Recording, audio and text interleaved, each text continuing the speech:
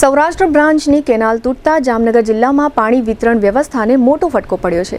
કેનાલને નુકસાન થતાં જામનગર, કાલાવડ, જામજોધપુર અને લાલપુર તાલુકાના અંદાજિત 130 જેટલા ગામોમાં 2 દિવસ માટે આજે મંગળવારે અને આવતીકાલે બુધવારે પાણી પુરવઠો ખોરવાઈ જવાની સ્થિતિઓ ઊભી થઈ છે। કેનાલ તૂટવાના કારણે પાણીના સપ્લાયમાં લગભગ 50% ઘટાડો થયો છે।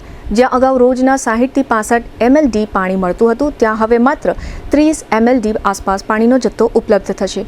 પાણીનો જથ્થો ઘટતા અસરગ્રસ્ત વિસ્તારોના અંદાજિત 30,000 જેટલા નાગરિકોને પાણીની અછતનો સામનો કરવો પડશે।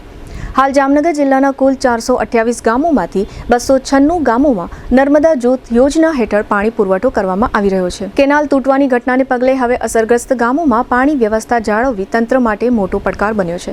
ગુજરાત પાણી પુરવઠા અને ગટર વ્યવસ્થા બોર્ડે પણ ઘટેલા પાણીના સપ્લાય અંગે સત્તાવાર માહિતી જાહેર કરી છે। આ બાબત અંગે પાણી પુરવઠા વિભાગના કાર્યપાલક ઇજનેર ડી.જી. રાજ્યગુરુએ આપેલી વિગતો પ્રસ્તુત છે। ગુજરાત પાણી પુરવઠા અને ગટર વ્યવસ્થા બોર્ડ દ્વારા જામનગર જિલ્લાના કુલ 428 ગામો છે, જુદી જુદી 9 જૂથ યોજના દ્વારા જોડાયેલા છે। આ 9 જૂથ યોજનાઓમાંથી હાલની તારીખે 296 ગામોને આપણે પાણી પુરવઠો આપીએ છીએ।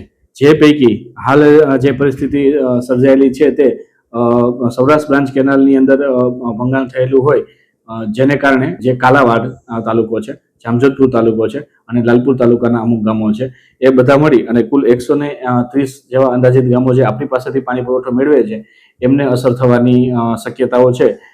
દૈનિક પાણી પુરવઠા દ્વારા અંદાજે 60 MLD થી 65 MLD જેવો પાણી પુરવઠો નિયમિત સપ્લાય કરવામાં આવતો હોય છે, પરંતુ હમણાં આ ઘટને કારણે સદર સપ્લાય છે એ 30 MLD ની આસપાસ થવા જઈ રહેલી છે, જેથી કરીને આ ઘટ છે હાલની પરિસ્થિતિ છે ઉદ્ભવેલી છે। 4 તાલુકાની અંદાજિત જે વસ્તી છે એ 30,000 લોકોની આસપાસ એમને અસર થવાની શક્યતા છે।